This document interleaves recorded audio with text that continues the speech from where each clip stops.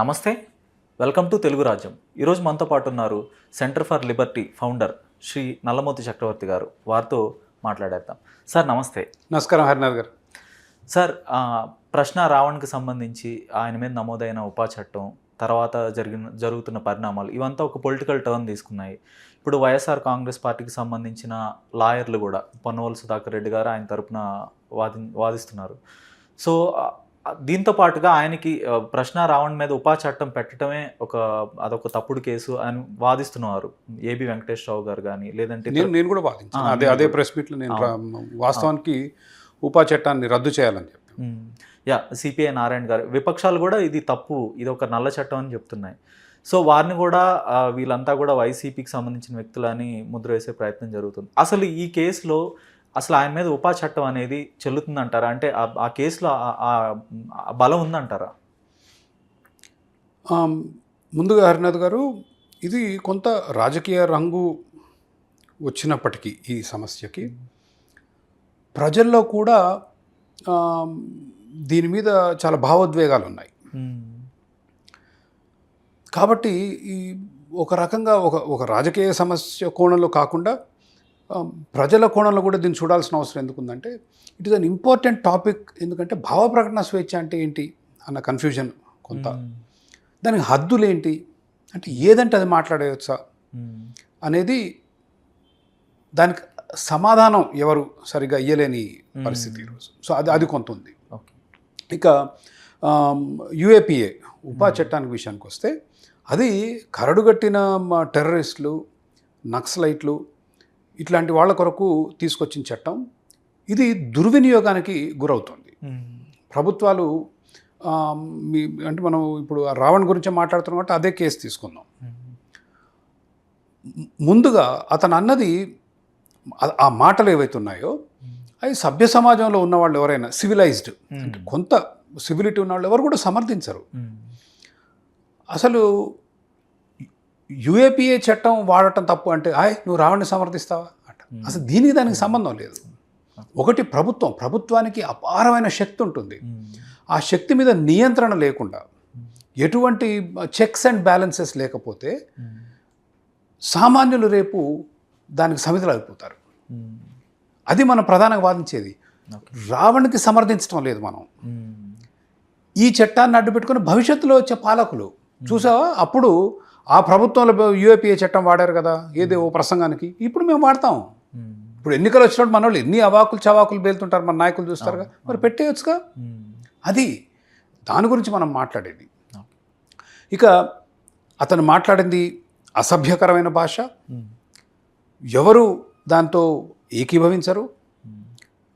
సభ్య సమాజంలో ఉన్నవాళ్ళు అటువంటి భాషను మనం ఎట్టి పరిస్థితుల్లో సమర్థించకూడదు. జుగుప్సాకరం ఇవన్నీ ఉన్నాయి, మనం వింటున్నాం కదా. దేవుళ్ళని దూషించాడు, సీతాదేవిని, రాముణ్ణి, ద్రౌపదిని, మహాభారతంలో ఉన్న క్యారెక్టర్స్ అన్నింటినీ దూషించాడు కదా. ఎట్లా దూషించి అని నేను అంటాడు. అది అది అతిక తెలివి. తిట్టేసి మిమ్మల్ని నాన్న బండలు పూతి అని నేను తిడతానా అంటే అది చిన్నపిల్లల దగ్గర ఏదో పని చేస్తుంది, కానీ అది పిచ్చితనం. వీ కెన్ సీ, అంటే చూసేవాడికి అర్థమవుతుంది. మతాన్ని అవమానిస్తూ చివరిలో చిన్న లైన్ పెడతాడు, నేను అంటే ఏం చేస్తారు మీరు అంటే అన్నట్లు కాదు కదా అది. 2, నాకు దేశభక్తి లేదన్నాడు. 3, లెఫ్ట్ నక్సలైట్లని సమర్థించడం, వాళ్ళు దాంట్లో ఇతరులు ఉన్నా కూడా వాళ్ళని సమర్థన, ఇవేవి మనం ఏది సమర్థనీయం కాదు. ఇప్పుడు నక్సలైట్ల మారణ హోమంలో వేలాది మంది చనిపోయారు, వందలు కాదు వేల మంది చనిపోయారు. అదొకటి. మేము అసలు కమ్యూనిస్టులం కాదు, మేము క్యాపిటలిస్టం. We are on the exact opposite of communism. ఇది వాళ్ళు లెఫ్ట్కి ఇటు మూలకుంటే మేము రైట్కి అటుమూల ఉంటాం. కానీ వ్యక్తిగత స్వేచ్ఛకి మేము చాలా విలువ ఇస్తాం. వ్యక్తిగత స్వేచ్ఛ అంటే మనిషికి మ్యాక్సిమం ఉండాలి, ప్రభుత్వ ఆంక్షలు ఉండకూడదు అనేది వాదన. అయినప్పటికీ మా సిద్ధాంతాలతో పని లేకుండా ఇవాళ రాజ్యాంగంలో, ఇవాళ మన చట్టాల్లో ఎన్నో రకాల పరిమితులు ఉన్నాయి. మీరు ఇష్టం వచ్చినట్లు మతాలను దూషిస్తే, వ్యక్తుల్ని దూషిస్తే మీరు ఏమంటే కేసు వేయచ్చు. ఆ విధానంగా ఎఫ్ఐఆర్లు కట్టారు ప్రభుత్వం, కట్టి అరెస్ట్ కూడా చేశారు. అయితే చట్టంలో ఏముంటుందంటే, పోలీసులు అరెస్ట్ చేయటానికి అతని మీద 7 సంవత్సరాల కంటే ఎక్కువ పడే శిక్ష. మీరు నేరం, ఇప్పుడు హత్య నేరం ఉందండి, జీవిత ఖైదు వేస్తారు కదా, అరెస్ట్ చేయొచ్చు, బెయిల్ రాదు. అరెస్ట్ చేసి 24 గంటల్లో అప్పుడు కూడా జడ్జి గారి ముందు నిలబెట్టాలి. 7 సంవత్సరాల కంటే తక్కువ ఉన్న కేసులో నోటీస్ ఇస్తారు.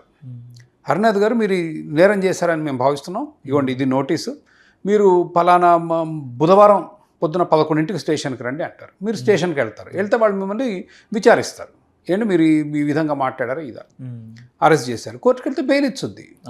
మనకు స్ట్రీట్ జస్టిస్ నాకు ఇప్పుడే కావాలి, మా దేవుళ్ళని అవమానించారు కాబట్టి నాకు ఇప్పుడు ఇవ్వు, నాకు న్యాయం ఈ 5 నిమిషాల్లో జరగాలి అంటే then will become Afghanistan, will become Pakistan.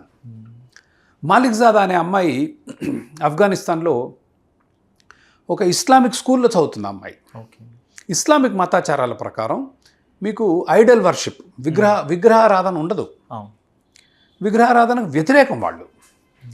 అయితే ఈ తాయెత్తులు అమ్ముతారు కదా, మనం ఇప్పుడు కాస్త అభివృద్ధి చెంది మన దగ్గర కనిపించలేరు. మతాలకు సంబంధించిన తాయెత్తులు, అవి ఈ చేతులకు వేసుకునేవి, మెడకు వేసుకునేవి, ఆ బీడ్స్ అవి అమ్ముతుంటారు కదా. ఒక అతను వచ్చి అమ్మటం మొదలుపెట్టాడు అక్కడ ఆ అమ్మాయి చదివే స్కూల్కి దగ్గరలో ఆఫ్ఘనిస్తాన్లో. చేస్తుంటే అమ్మాయి వచ్చి, అంటే ఇస్లాం మతానికి చెందిన తాయెత్తులే మనకు అరబిక్లో ఉంటాయి కదా, అవి అమ్ముతుంటే అమ్మాయి వచ్చి ఇది ఇస్లాం మతాచారాలకు వ్యతిరేకం కదా, అది మతానికి సంబంధించిన స్కూల్ కదా, మరి నువ్వేమో ఇస్లాం మతం అని అమ్ముతున్నావు, కానీ మన మతంలో ఇటువంటి అమ్మటానికి ఇటువంటి తాయెత్తులు వాడటం నిషేధం కదా అని అతనితో అంటే అతను కోపం వచ్చి అమ్మటే అరవటం మొదలుపెట్టాడు చుట్టుపక్కలే. ఈ అమ్మాయి అమెరికా ఏజెంటు, ఖురాన్ని అవమానించింది, బ్లాస్ఫెమీ చేసింది అనగా జనాలు కూడి అమ్మాయి మీద కొట్టడం మొదలుపెట్టారు. దాని తర్వాత రాళ్లతో కొట్టారు. ఆ స్కూల్ బిల్డింగ్ మీద తీసిపోయి బిల్డింగ్ నుంచి కింద పడేశారు. అక్కడి నుంచి కారు జీపో పోతుంటే దాని నుంచి నడిపించారు.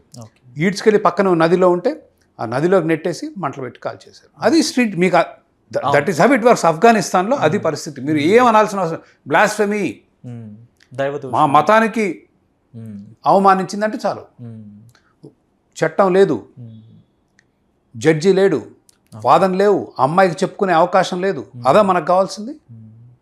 ఏమనంటే హే నువ్వు రావణ్ణి ఎట్లా సమర్థిస్తాడు, ఎవడు సమర్థిస్తాడు? బుద్ధి జ్ఞానం గడ్డి తిన ఎవడన్నా సమర్థిస్తాడా? ఆ ఉపన్యాసాలు విన్నవాడు ఏమాత్రం ఇంగిత జ్ఞానం ఉన్నా అంటే ఎవడో సమర్థిస్తే సమర్థించవచ్చు. But what I'm saying is కొంచెం సంస్కారం ఉన్నవాడు ఎవడు సమర్థించడు. అదేవిధంగా రాధా మనోహర్ దాస్ చెప్పిన మాటలు కూడా సమర్థించరు. అన్ని జుగుప్సకరమే. There is no question. Question is వీళ్ళందరికంటే పెద్ద ముప్పు మనకు ప్రభుత్వం నుంచి ఉంటుంది. ఎట్లా? ప్రభుత్వానికి అపారమైన శక్తులు ఉంటాయి, పాలకులకి. ఆ శక్తుల్ని కంట్రోల్ చేసేది ఒక న్యాయ వ్యవస్థ. ప్రభుత్వం హద్దులు మీరి ప్రజల మీద ప్రతీకార చర్యలు తీసుకుంటే వాళ్ళని అదుపు చేసేది న్యాయ వ్యవస్థ. కాబట్టి న్యాయ వ్యవస్థ పోవాలి, దానికి కొంత టైం పట్టుద్ది. వాదాలు, అవతల పక్క లాయర్ని పెట్టుకుంటారు, వీళ్ళు లాభం పెట్టుకుంటారు. అది అయితే రావణ్ విషయంలో ఏంటంటే అతను పెట్టిన సెక్షన్లు, భారతదేశంలో మీరు ఇవాళ మతాల్ని అవమానించిన, మిమ్మల్ని వ్యక్తిగతంగా దూషణలు చేసిన, బండబూతులు తిట్టినా 7 సంవత్సరాల నుంచి జైలు శిక్ష వేయం. అది సమంజసం కూడా కాదు, కామన్ సెన్స్. కాబట్టి పోలీసులు అరెస్ట్ చేయలేరు, నోటీస్ ఇచ్చి ఈడ్చాలి కోర్టుకి. అంతే. 4 సార్లు అరెస్ట్ చేసి బెయిల్ వస్తే అప్పుడు గుర్తొచ్చిందా మీకు యూఏపీఏ అంటే ఏంటి? నాకు వీడి మీద ప్రతీకారం తీర్చుకోవాలి. నేను అధికారంలో ఉన్నా, ఉప ముఖ్యమంత్రిని అంత పెద్ద బూతు మాట మాట్లాడతాడా? ఒక రాజ్యాంగ పదవిలో ఉన్న ఉప ముఖ్యమంత్రిని అంత పెద్ద మాట మాట్లాడతాడా? తప్పు, అసలు అసభ్యం. కానీ మనకు ఆఫ్ఘనిస్తాన్ తరహా జస్టిస్ కావాలా? ఒక సివిలైజ్డ్ సొసైటీలో ఒక న్యాయ వ్యవస్థలో వెళ్ళి న్యాయమూర్తి ముందు వాదన చేసుకుని అతను విధించే శిక్ష కావాలా? అది మీరు తెలుసుకోవాల్సింది. ఎవడు రావణ్ణి సమర్థించడు. And that is what is going on today. నువ్వు ఉప ముఖ్యమంత్రిని అంత మాట అంటావా? కాబట్టి నేను నా ప్రతాపం చూపిస్తా. ఇది ఈ ప్రభుత్వం కాదు, గత ప్రభుత్వంలో కూడా రఘురామకృష్ణరాజు గారిని అరెస్ట్ చేశారు. పిచ్చి కొట్టుడు ఒక ఎంపీని కొట్టారు. Is that what we want? ఒక ఎంపీని కొట్టారండి, చితక్ కొట్టారు. ఆ సమాజం మనకు కావాల్సింది కాదు కదా. So this is what people need to understand. నిన్నటి నుంచి అసలు ఉద్రేకాలు, నువ్వు రావణ్ణి ఎట్లా సమర్థిస్తావు? రావణ్ ఎవడు సమర్థిస్తాడు? పిచ్చోడు అయితే సమర్థిస్తాడు, ఎవరు సమర్థించరు రావణ్. సో ఇప్పుడు ప్రభుత్వం చూస్తే 4 కేసులు పెట్టింది. తర్వాత వాటిలో వరుసగా బెయిల్స్ వచ్చేసాయి.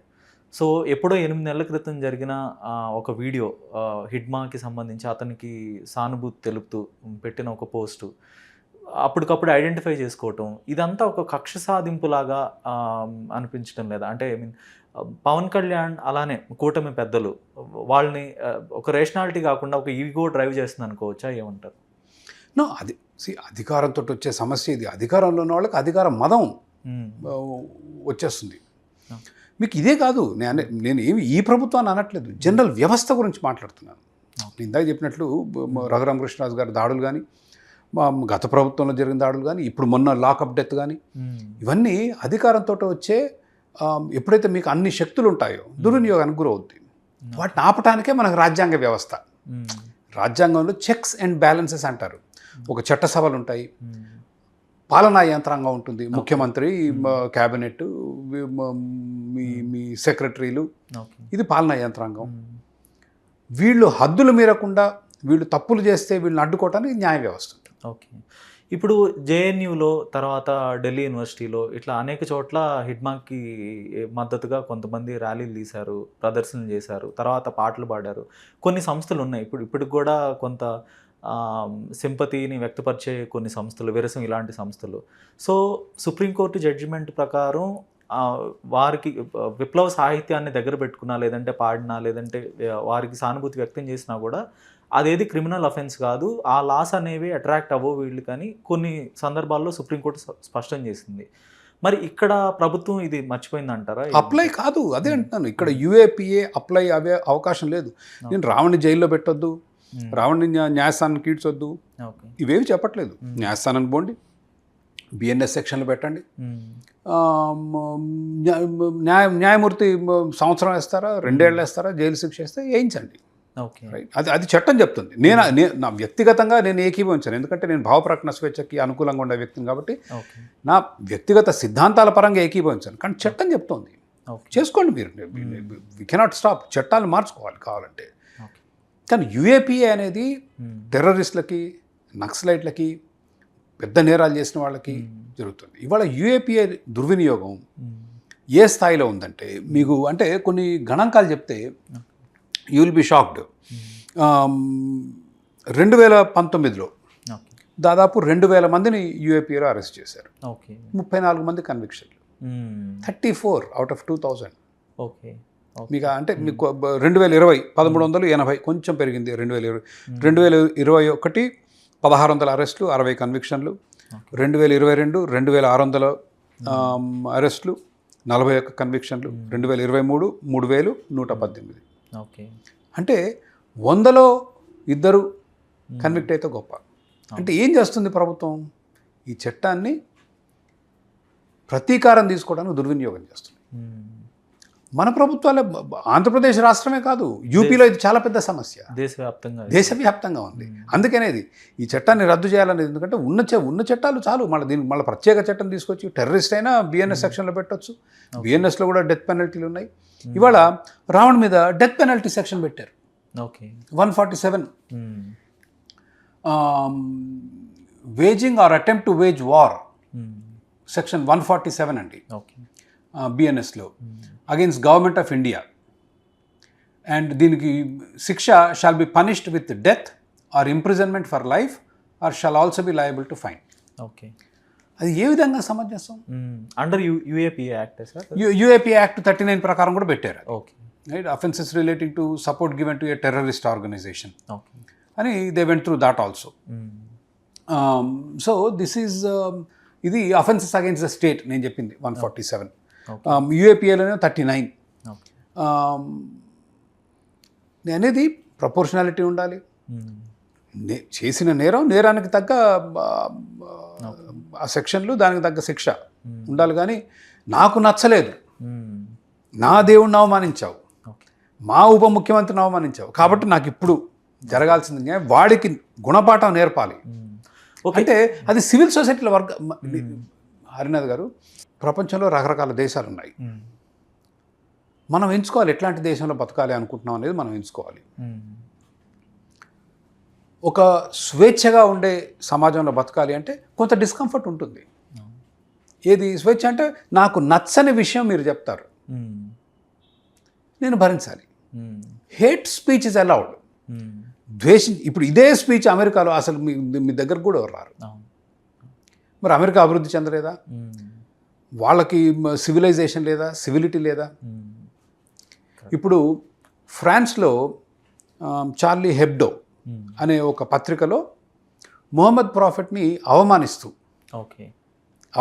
కార్టూన్లు వేశారు. వేస్తే వెళ్ళి కాల్చిపారేశారు మొత్తం స్టాఫ్ని. వాళ్ళు మళ్ళీ ముద్రించారు. చనిపోయినా మళ్ళా పత్రిక స్టార్ట్ చేశారు, మళ్ళీ ముద్రించారు వాళ్ళు. అది మన దేశంలో యాక్సెప్టబుల్ కాదు. I'm just telling you, these are different flavours. నా ఇది ఇందాక నేను ఆఫ్ఘనిస్తాన్ చెప్పాను, పాకిస్తాన్లో స్టోనింగ్ టు రాళ్లతో కూడా చంపేస్తారు. ఏమన్నా అసలు బ్లాస్ఫెమీ, మన ఖురాన్ని అవమానించడానికి కొట్టి చంపేస్తారు. సో తర్వాత వాళ్ళ మీద కేసులు కూడా ఉండవు. ఏ కేసులు it's like mob justice, it's like mob justice, right? So మనం ఎక్కడ ఫిట్ అవుతాం అనేది మనం ఆలోచించుకోవాలి.